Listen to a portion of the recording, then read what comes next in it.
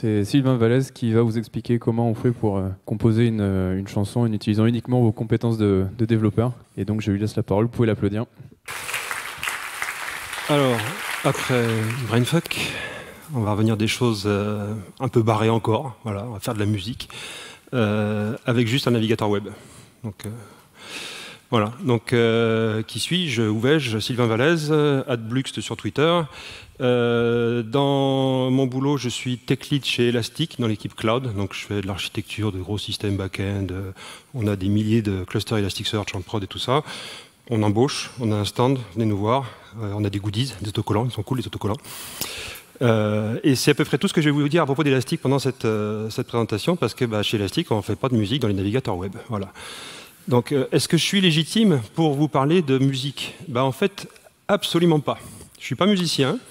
J'ai par contre eu toujours une espèce de frustration rentrée de ne pas avoir appris la musique. J'ai essayé de m'y mettre quand j'avais dans les 30 ans, mais avec 2 gamins, le boulot, etc., c'est compliqué. J'ai laissé tomber. Et puis là, je suis revenu à travers le code. Et donc, à travers le code, j'ai découvert, compris la théorie musicale. J'ai commencé à jouer avec du son. Et c'est un peu cette expérience que je voudrais partager avec vous aujourd'hui. Donc, on ne va pas faire du Bach, hein. On va peut-être plutôt faire du David Guetta. Mais c'est sympa aussi.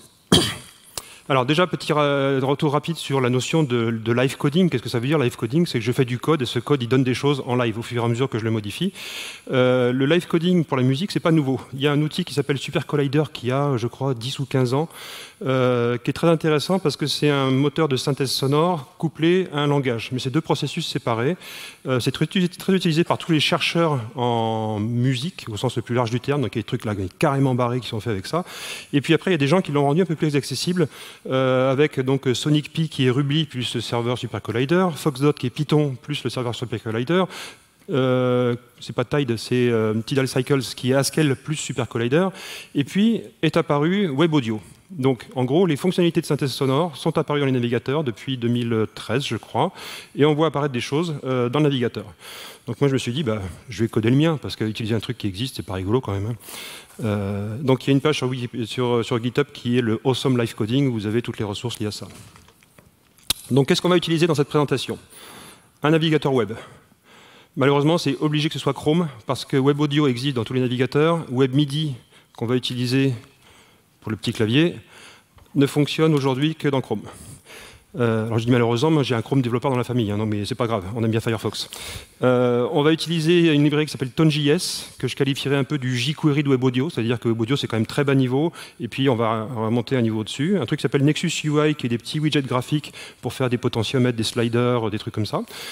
Monaco Editor, qui est en gros VS Code, les versions que vous mettez dans votre navigateur. Et puis, le fameux framework Vanilla.js, c'est-à-dire en gros JavaScript et le DOM. C'est tout. Alors, hop, on va changer. Alors, c'est tout petit, on va monter. Donc, on va passer la plupart de la présentation dans cet écran-là. Au fond, on voit le code, là, ça... Ouais, nickel, ok, super. Alors, Web Audio. Le principe, c'est quoi? C'est en gros de créer un graphe de ce qu'on appelle des audionodes, donc des nœuds audio, qui peuvent être soit des sources. Alors une source, c'est quoi? C'est un sample, c'est un fichier MP3, un fichier Wave. Ça peut être un oscillateur, un machin qui produit une sinusoïde, un onde en scie. Des transformations, donc des filtres, des réverbérations, du chorus, des compresseurs, tout ce que vous voulez. Et puis à la fin, on a des destinations. Alors typiquement, ça va être le haut-parleur, mais ça peut être aussi un fichier si vous voulez générer votre fichier FLAC par MP3 et le mettre sur Spotify. Alors, si j'essaye de changer de slide, ça n'a pas marché parce que tout se passe vers le bas. Voilà. Donc, comment ça se passe? On commence par créer un contexte audio. Et puis là, ici, on va créer donc tout de suite un truc qui s'appelle un gain node, qui est un machin qui nous permet de gérer le volume. Parce que la première chose qu'on veut faire quand on fait du son, c'est pouvoir dire tu te calmes parce que là, tu me casses les oreilles. Donc, je connecte le master, donc le master volume à ma destination. Et puis ensuite, on va commencer. Donc je crée un oscillateur.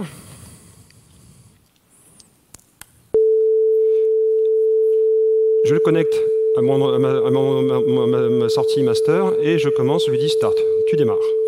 Alors qu'est-ce que c'est que ce son qu'on entend? Alors on va sortir la console. Oula.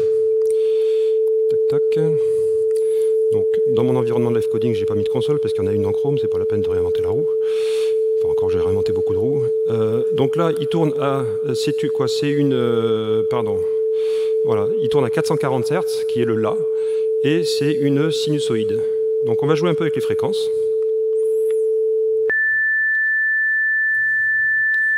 Hop là, là ça fait mal aux oreilles. Et là, on n'entend plus rien. Alors qu'est-ce qu'on a fait là? On a multiplié, divisé par 2. Donc dans l'espace des fréquences, à chaque fois que vous multipliez ou vous divisez par 2, vous changez une octave. Voilà, c'est aussi simple que ça.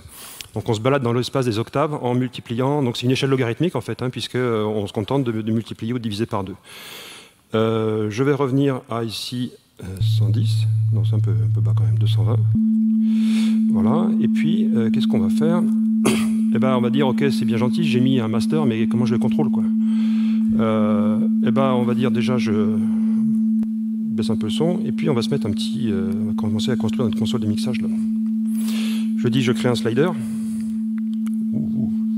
Donc, qu'est-ce que j'ai ici? J'ai un petit... Merde, je l'ai débranché. J'ai un petit machin là avec des tas de potards, des boutons, c'est super cool. Alors on peut l'utiliser aussi bien pour faire de la musique, mais que pour contrôler ses éclairages, la minimiser de son écran, le son sur ce qu'on veut. Enfin, voilà. C'est un device extrêmement général. Et puis je vais dire, bah, je le connecte. Et je l'ai refait 2 fois, alors je recommence, pardon, ça va arriver dans la présentation. Merde. Voilà, on y arrive. J'ai dit un gros mot, mais il ne fallait pas. Je reviens là. Je me remets à 220. Voilà. Je reconnecte tout ça. Et je vais le connecter là. Alors, qu'est-ce qui se passe là? J'augmente mon son. Alors déjà, oui, avant ça, qu'est-ce que c'est le MIDI? Donc, je vous ai dit, voilà, c'est du MIDI. Qu'est-ce que c'est le MIDI? Le MIDI, c'est Musical Digital Instrument Interface. C'est un truc qui a été mis au point en 84 par les gens qui fabriquaient des synthés à l'époque. Et en gros, depuis, ça n'a pas bougé. C'est très intéressant parce que, en gros, c'est un petit protocole, alors pas réseau, mais qui dit not on, not off, et changement de valeur d'un potentiomètre. En gros, avec ça, vous avez 80% de ce qui est utile en MIDI. Pardon. Donc, comment est-ce qu'on peut voir ce que ça donne? Alors, on va passer directement ici. Voilà, là, j'ai activé, pardon, le trou. Hop là.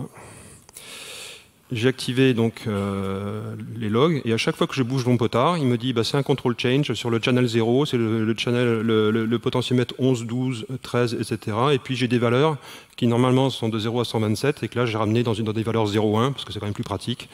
Et voilà.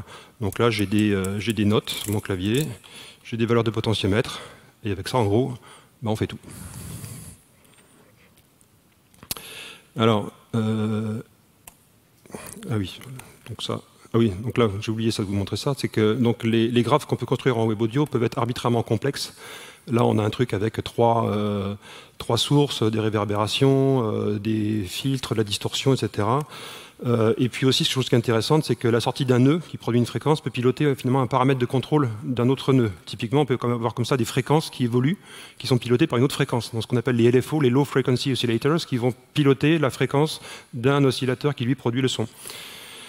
Le MIDI, voilà, donc si vous avez envie de jouer avec ça, ça coûte pas cher. Ces petits machins, là, je les ai achetés il y a une dizaine d'années, je crois, ça vaut 50 € chacun. Les trucs un peu plus complets que vous avez là sur la droite, ça coûte 100 €. Donc si vous avez envie de jouer, c'est vraiment pas la peine de s'en priver, hein. C'est un investissement qui ne va pas vous ruiner. Et donc les MIDI, voilà, sur mon clavier de piano, finalement, chaque touche a un numéro qui lui est associé. Et ce qu'on voit, c'est que mon La, là, bah, il produit le 447 et il s'appelle A4. Alors A4, c'est le La en notation anglo-saxonne. Et on a comme ça, en gros, toutes les touches du piano qui sont mappées sur des nombres de 0 à 127. Donc on va revenir ici. Tout de suite en bas. Alors maintenant, ok, on va remettre un peu de son. Et puis on va dire, bah, on va jouer avec la fréquence. Je vais me remettre hop là, un petit bouton. Là. Et puis on va faire varier la fréquence de 0 à 500 Hz avec une variation exponentielle. Parce que je dis, l'espace des fréquences, il n'est pas linéaire, il est exponentiel. Donc là, ça s'appelle make some noise, hein, c'est pas make some music. Si on veut voir à quoi ça ressemble, voilà, donc ici, voilà, c'est la fréquence. Bon, on pourrait passer des heures, mais enfin bon. C'est le danger avec la musique, hein. Une fois qu'on est parti, vous allez y passer des heures. Donc on va pas muter, par contre on va chercher différentes formes d'ondes. Donc là on était déjà sur le sinusoïde. Triangle. Qu'est-ce qui se passe là?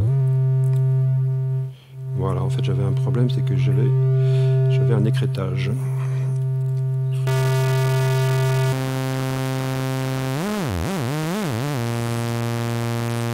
Bon allez, la ferme. Alors, en fait, j'aurais pas dû le... On va le refaire vite fait. Tac, il est où mon oscillateur? Il était là, voilà. Tac, il est là. Voilà, on va le remettre. Et puis, on va dire... Je suis perdu, là. Voilà, il est là. Et voilà, on va créer donc des interférences.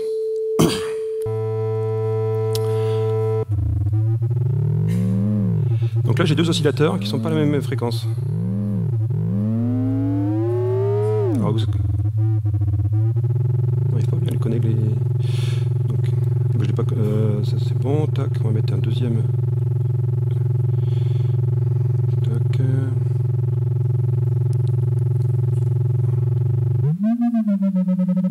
Voilà.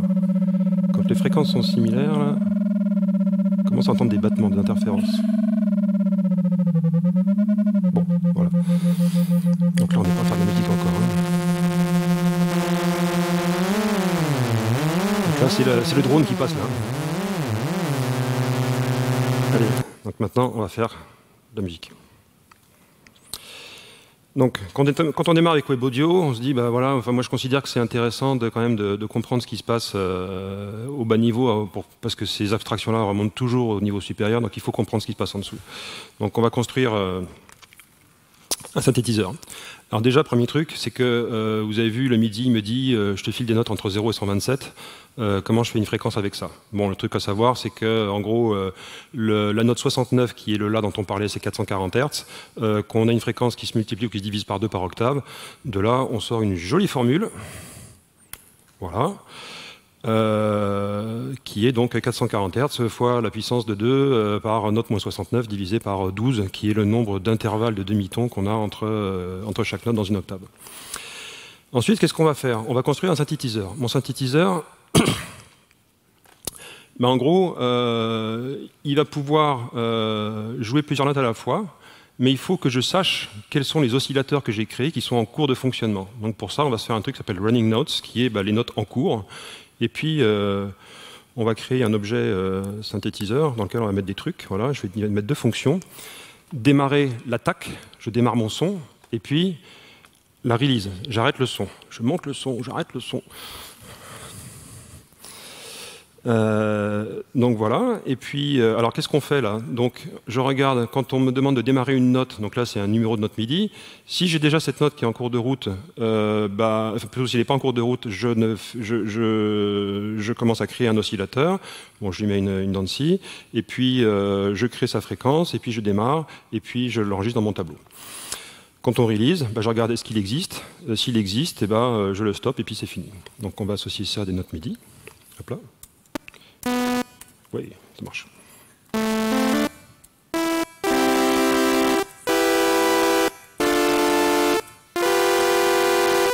Yes.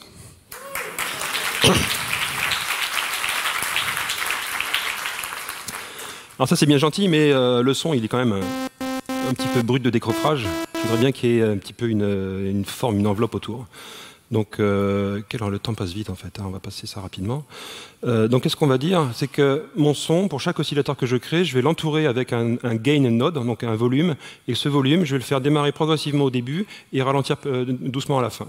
Donc, je crée un gain node et je dis que mon oscillateur que je crée, je vais le connecter non pas au master comme tout à l'heure, mais à l'enveloppe. Et après, je vais lui dire, quand on démarre, sur le gain de l'enveloppe, on fait un linear ramp to value jusqu'à 1, pendant 2/10 de seconde.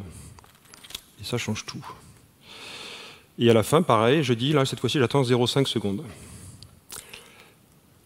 Ça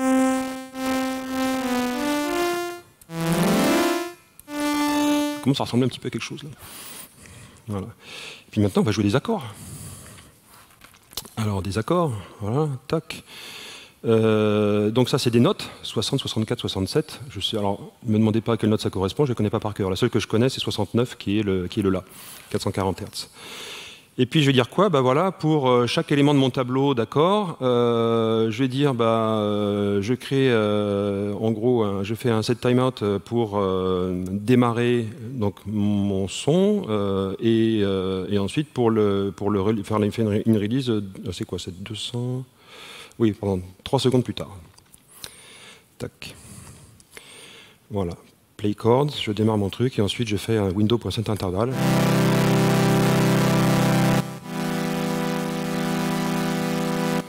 Et là, on commence à faire de la musique.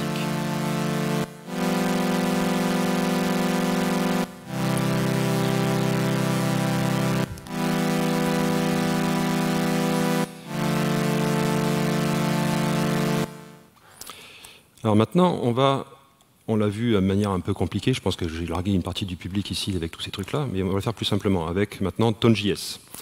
Donc Tone.js, c'est quoi? C'est en gros, c'est une librairie qui est au-dessus de WebAudio et qui nous fournit tout un tas de primitives évoluées, genre on n'a pas besoin de câbler tous ces oscillateurs, ces machins, etc. Il nous fournit des objets déjà prédéfinis qu'on va pouvoir utiliser.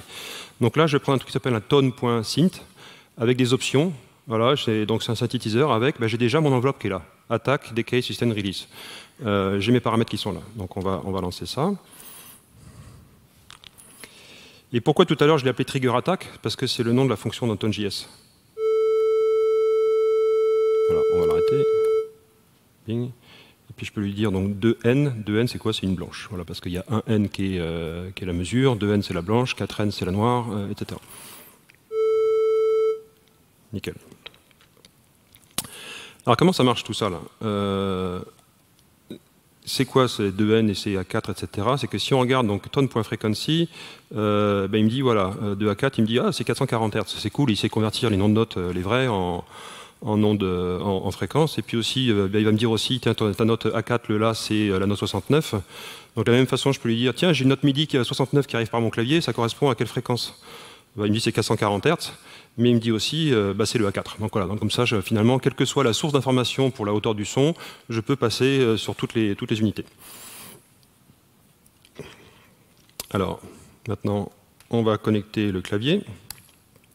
Alors, au passage, le Velocity 1, c'est que ce clavier-là gère la force d'appui, mais il a de manière totalement pourrie. Donc, j'ai dit, OK, toutes les notes au max, on ne joue pas avec la force d'appui, sinon ça va être moche. Toc, je connecte ça, et je retrouve à nouveau mon synthétiseur. Ça a été un petit peu plus simple que tout à l'heure. Hein. Voilà, donc... Ah oui, truc rigolo. Il y a aussi une fonction de portamento, ça c'est rigolo ça. Donc là, donc ça veut dire que si je fais deux notes que j'appuie dans un intervalle très court, il y a une évolution de la fréquence entre les deux, plutôt que deux notes différentes. Ça, ouais, moi je vous le montre vite fait, ça n'a pas trop d'intérêt, mais le temps passe, mais c'est rigolo quand même.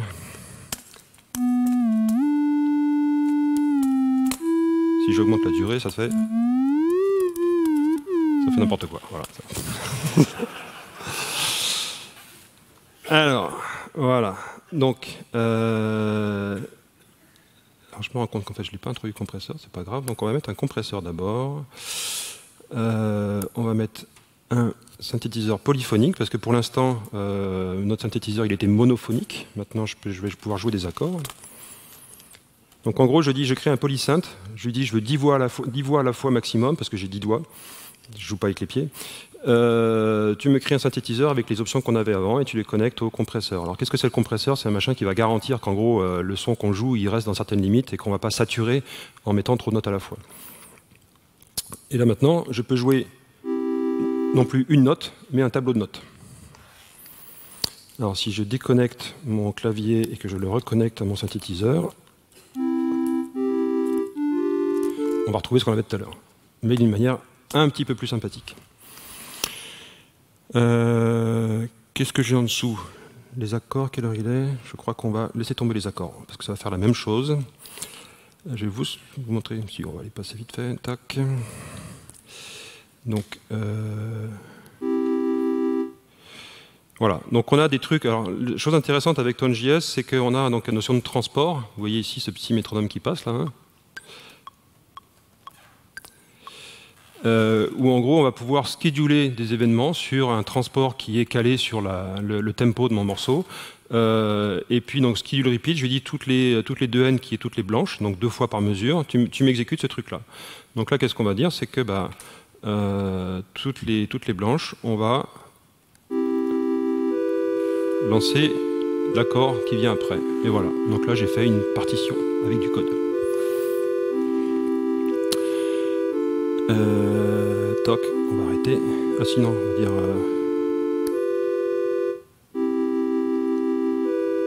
donc on va le monter un petit peu, on va dire genre 200...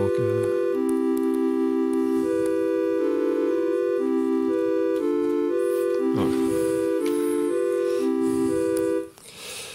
Voilà, donc avec ça, qu'est-ce qu'on a fait? Ouais, on va pas jouer avec ça. On va pas le faire ça. Sinon on n'aura pas le temps. Bon, ok, là je joue des petits accords gnangnan, mais moi je vais faire la techno, moi. La techno, bah, il me faut de la bonne grosse batterie là, qui est boum boum là. Hein. Ça c'est. Qu'est-ce qu'on va faire avec ça? Donc bah, la batterie, on va pas programmer un synthétiseur de batterie, encore qu'on pourrait, hein, avec des oscillateurs, etc. On va prendre des samples. Donc comment on fait? Alors je vais toujours mettre mon petit truc avec du volume ici, là. Et je dis tone.player et je lui file l'URL d'un fichier son. Donc là j'ai des fichiers Wave. Alors qu'est-ce que j'ai chargé là? Alors, attends, hop là.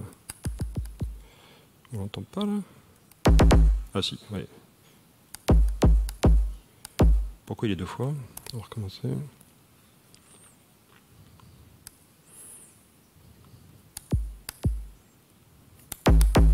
Oui, c'est une réverbération.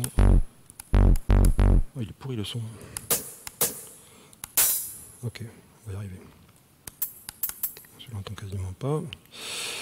Ok, bah en fait, Make That Room Bigger, on n'a pas besoin parce qu'il y a déjà beaucoup de reverb dans la salle, mais bon, on va quand même jouer un petit peu avec ça.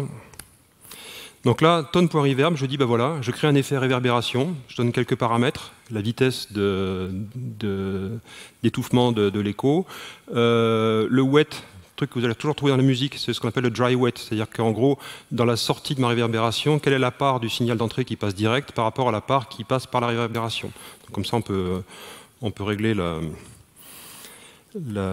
niveau de réverbération. On va mettre un petit potard, et on va voir que... Hop là. Un écho qui apparaît.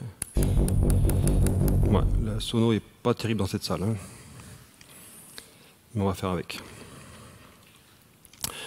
Alors, on va faire un séquenceur maintenant, parce que c'est bien gentil de faire point, mais bon, maintenant je veux une ligne de batterie, quoi.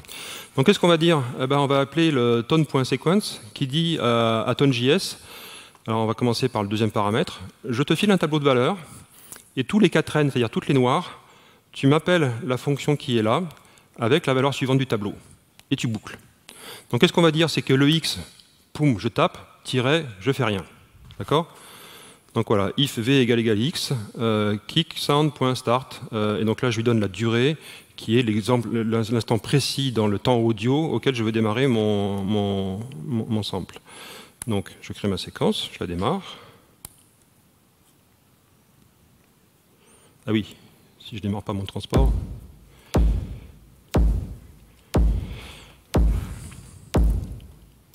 Ok.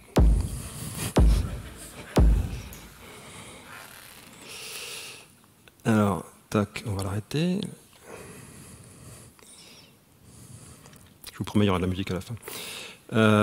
Donc, pour faciliter les choses, moi, je me suis dit, bah, ok, Tone.js, c'est le jQuery au-dessus de AudioNote. Moi, je vais faire un Xtone, qui est mon extension de Tone, parce que je veux encore des trucs un peu plus évolués. Donc, j'ai dit, bah, je fais une bit sequence avec mon kick sound. Et puis, bah, plutôt que de devoir programmer ma boucle avec mes tests, etc., je mets directement mon son. Je mets directement mon son. Ah oui. Ah non. Et c'est l'effet démo.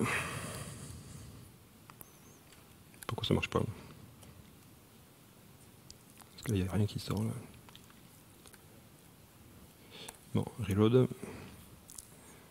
C'est pas grave, hein, reload ça va vite. Hop là, on descend en bas. Il était où? Il était ici. Je démarre ça. Je dis que je start. Voilà.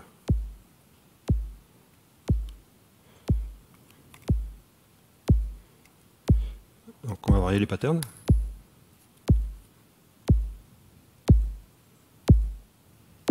Il veut pas.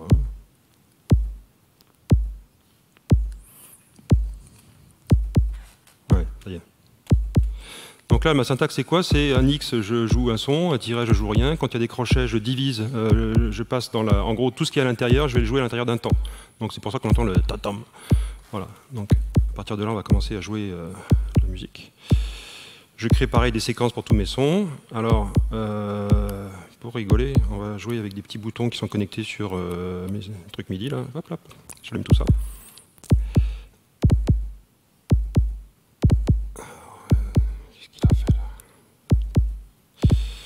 Et je vais dire, on va commencer à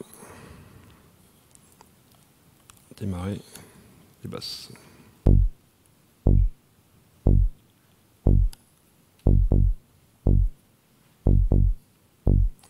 Alors, le problème, c'est qu'on n'entend pas du tout le...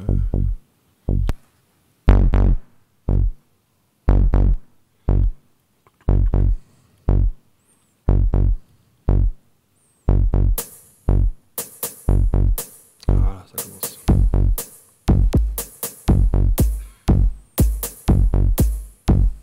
Ah, quand même, ça vient là.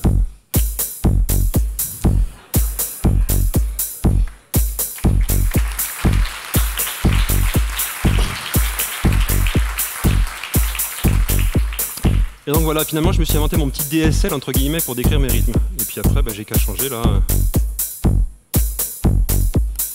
Voilà. Si je veux, je peux arrêter mes trucs là. Et voilà, hop là. Donc c'est bon, on est dans les temps. Hop là. Donc maintenant, ok, donc on est passé de je crée un oscillateur qui fait une espèce de son pourri où je manipule la fréquence avec, avec un potard. Maintenant, ça y est, j'ai ma ligne rythmique qui commence à apparaître. Il va falloir construire un accompagnement, des accords, une mélodie, etc. Comment on fait? Alors, n'ayez pas peur. Ça ici, cette déclaration-là, je vous ai dit, Tone.js nous fournit des tas d'instruments qui sont prédéfinis et il y a un projet GitHub qui est cool parce qu'il y a plein de presets. Donc vous allez là-bas, bah, on peut aller le voir d'ailleurs, hein, je pense. Tac, si je fais ça. Book. Donc il est là. On retrouve avec un projet ici. Et si je clique, j'ai même de quoi les essayer en direct. Là. Donc on change ici, là. Hop là, so. Donc c'est plutôt sympa. Donc il y a comme ça des bibliothèques de presets. Donc on peut s'amuser. Après, évidemment, vous pouvez les changer. Donc j'ai pris un truc qui s'appelle la basse guitare, qui me semblait sympa. Donc voilà. Je ne suis pas rentré forcément dans les détails de tout ça.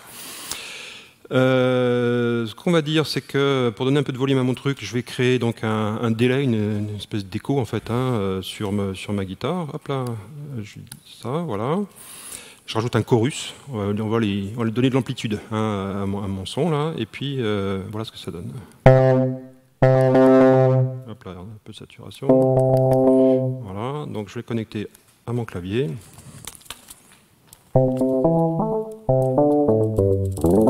Je vous ai dit, je ne suis pas musicien. Hein.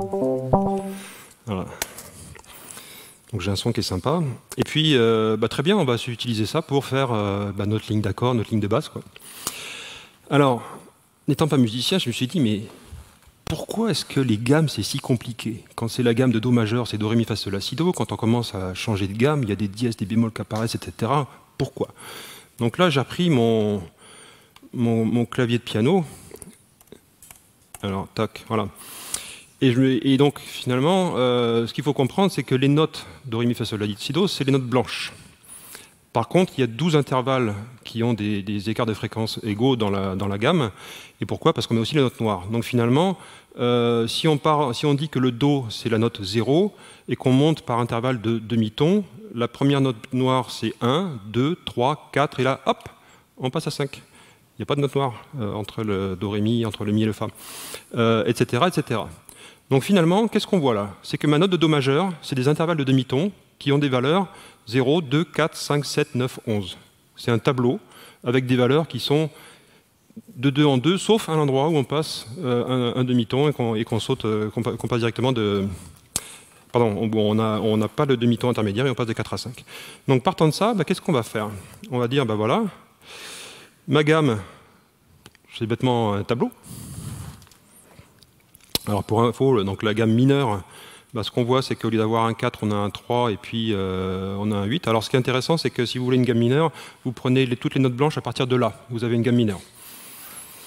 Et puis, voilà, donc on va jouer ça. Donc qu'est-ce que je dis? Je prends à nouveau ma séquence, et puis je vais dire, j'ai mon synthé que j'ai créé là, on va dire, tu me joues la fréquence tonne poids midi de 60, 60 c'est le Do, plus la note. Donc en gros, ça veut dire quoi? Ça veut dire que je me décale par rapport au Do de l'intervalle qui est donné par l'élément courant du tableau. Donc on est vraiment sur de la manipulation de tableau, sur de l'offset finalement par rapport à une note de base qui se trouve être le Do. Allons-y.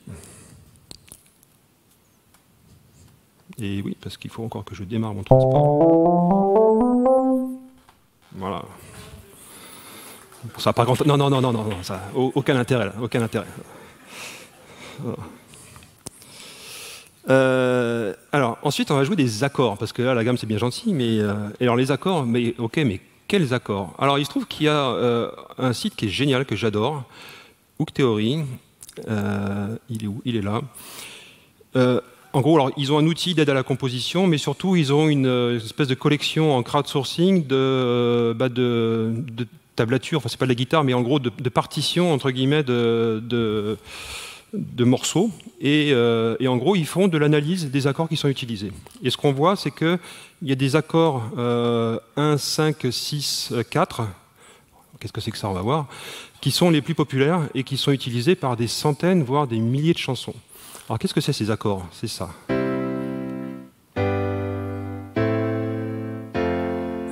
Voilà, et puis on tourne. Et alors, si vous ne me croyez pas, vous avez des centaines de chansons qui sont écrites là-dessus, et cette suite d'accords a même sa page Wikipédia.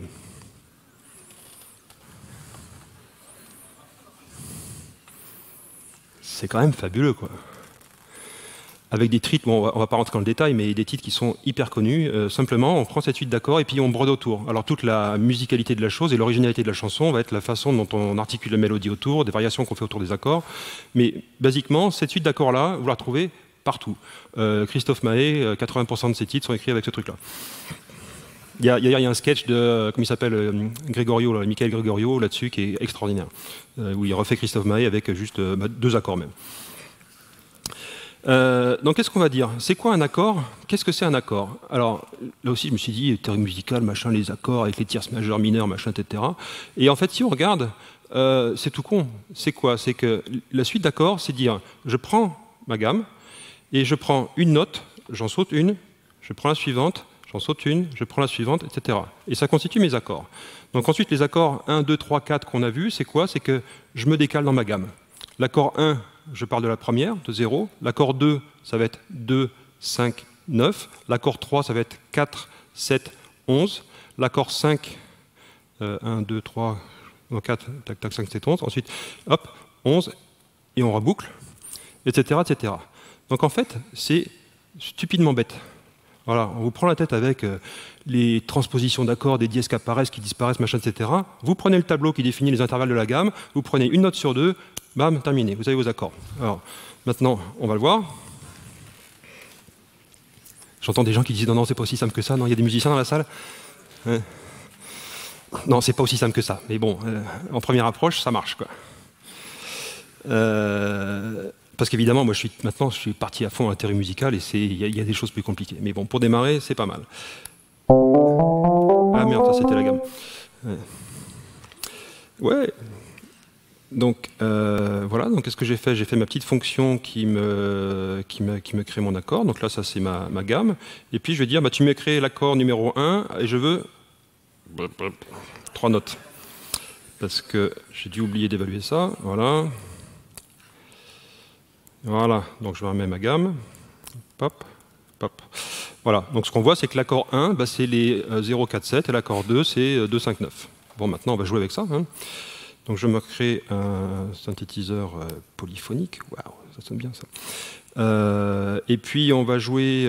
Alors on va jouer les accords tels que la progression naturelle des accords. Pardon, tac.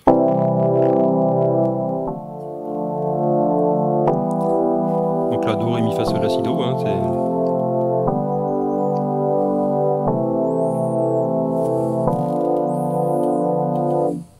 voilà.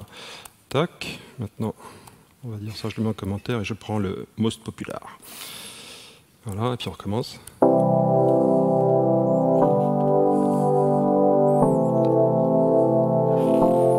Voilà, donc ça c'est celui qu'on a entendu sur le site tout à l'heure. Nickel.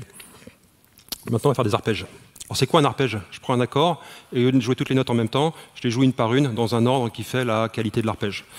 Donc là on va faire des arpèges de mauvaise qualité. C'est quoi donc il y a un truc pour faire des arpèges dans Tone.js qui s'appelle pattern, où en gros, toujours pareil, on lui dit, alors on lui donne, qu'est-ce que j'ai fait là? C'est des trucs qui restent. En gros, on lui donne une fonction qui va faire le son, on lui donne aussi des notes, et puis donc un tableau de notes, et puis on lui dit comment il va se déplacer à l'intérieur de ce tableau de notes. Alors là, j'ai dit random walk, c'est quoi? C'est en gros, tu les prends au hasard, et puis à chaque step, tu te décales d'un cran au-dessus ou en dessous de manière aléatoire. On pourrait lui dire, tu montes, tu descends, tu montes et tu descends, tu fais des petites vaguelettes. Là, j'ai dit, bon, bah, on va essayer un truc, on va faire un truc aléatoire, et puis alors ici, là, tac, on va faire ça, hop là. Et oui, parce qu'il faut que je le démarre.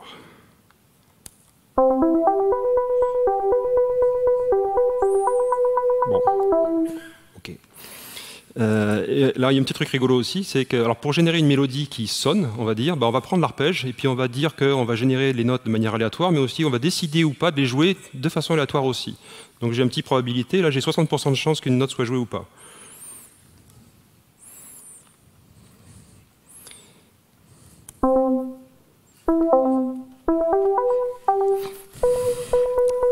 Alors restez avec moi, hein, ça va être sympa après, vous allez voir. Voilà, donc on pourrait jouer après avec les différents trucs, mais le temps passe. Donc là, on a fini. Et puis ben, maintenant, on va arriver... Et oui, parce qu'il reste 3 minutes. Donc, ben, qu'est-ce qu'on va faire? En bon producteur autonome dans son home studio, je vais commencer par créer ma console de mixage. Donc c'est quoi ma console de mixage? Je vais avoir une piste de drum, batterie, je vais avoir donc une basse, un pad, donc une nappe pour donner de l'épaisseur au son, et puis je vais avoir mes mélodies. Donc on va créer donc nos quatre volumes. Et puis alors là, les ingénieurs du son ils disent trop cool quoi. Putain, tu peux câbler ta console de mixage juste avec une boucle. On ne sait pas faire ça avec des vrais fils. Hein. Donc là ici j'ai ma console de mixage là. C'est quand même cool ça. Donc allons-y, on va te mettre. Donc je reprends ce qu'on avait déjà vu avant, je construis ma batterie, je charge tous mes samples.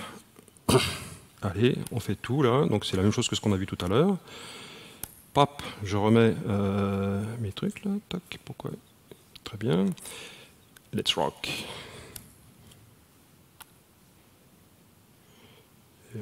Let's pas rock.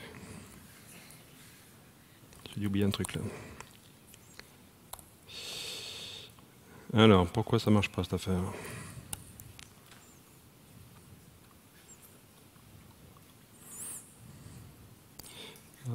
On va y arriver, kick. Pourtant ça marchait tout à l'heure. Hein.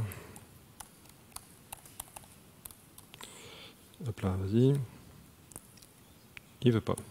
Bon, on va changer la page, pas grave. Ce qui est cool, hein, c'est que plutôt que de tout déconnecter, reconnecter, je fais reload et puis c'est reparti. Quoi. Ça c'est quoi ça? Console de mixage. Je commence là, voilà, ça c'est bon. Tac. Tone player, donc mes samples. Kick. Donc j'ai drum output, donc il part sur la reverb. La reverb, elle est connectée sur le drum gain, et le drum gain, il est là-haut. OK. Et donc là, kick.start, on va démarrer ça. Je démarre mon transport. Voilà, tout va bien.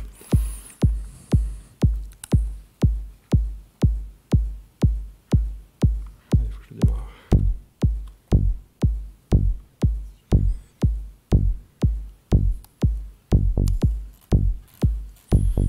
Voilà, ça commence à être pas mal ça.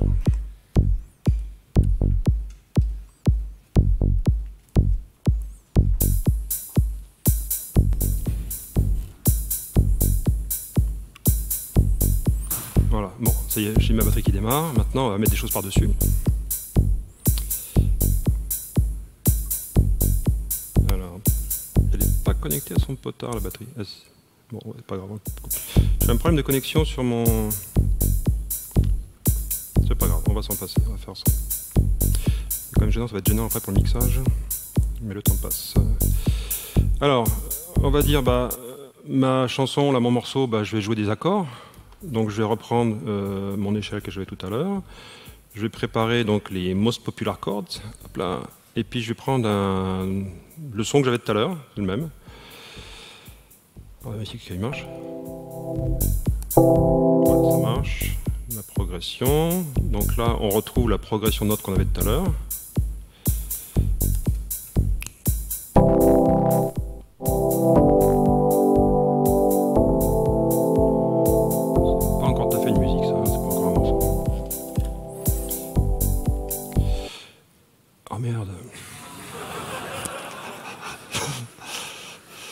Alors pour ça, je hais le trackpad qui vous fait retour en arrière.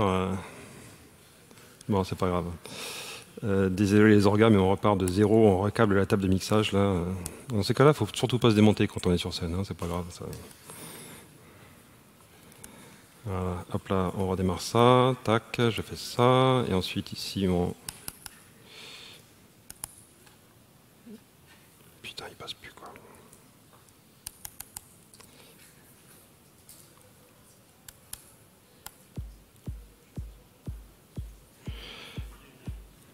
Il passe plus. Ah, il est tout petit. En fait, on va faire ça. Pourquoi il est... Ah ouais, je monte le son, voilà, il est là. Donc on va le remettre là. Allez, tac, on va faire ça. Ah ouais, c'était cool comme ça. Hop là, most popular. Et on y va.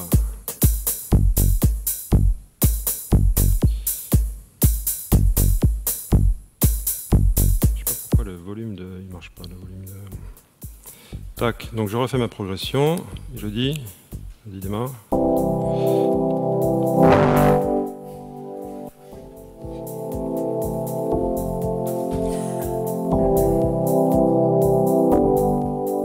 Ok, maintenant on va faire un pad. Je vais vous faire vite parce que le temps passe.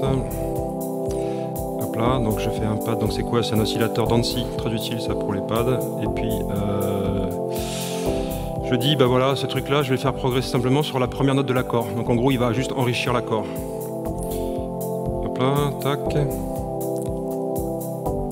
On va le démarrer.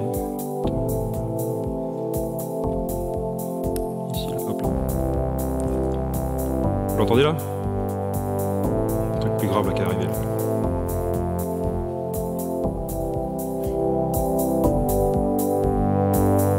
Voilà. Et puis la mélodie, qu'est-ce qu'on va faire? On va prendre un nouvel instrument et puis on va dire tu me joues des arpèges en random walk qu'on a vu tout à l'heure. Et puis on va lui dire, pour chaque mesure, tu vas me jouer un arpège différent qui correspond à l'accord que j'ai mis sur cette mesure. Et là je me suis couré, il ne va pas démarrer, il ne va pas être calé. Ah si, il est là. Donc on va caler sur le début de la série. Voilà. Ah, merde, il n'est pas calé.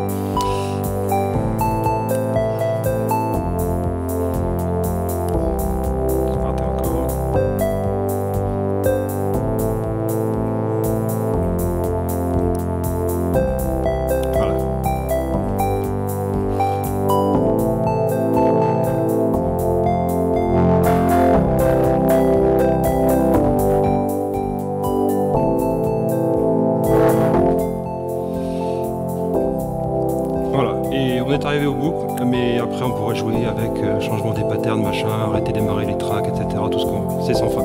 Voilà. Donc on a un petit peu merdouillé sur la fin, mais qu'on a quand même un truc qui ressemble à un vieux morceau de pop des années 80 là.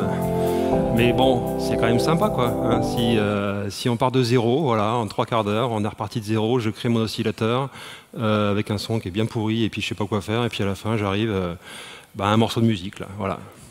Merci.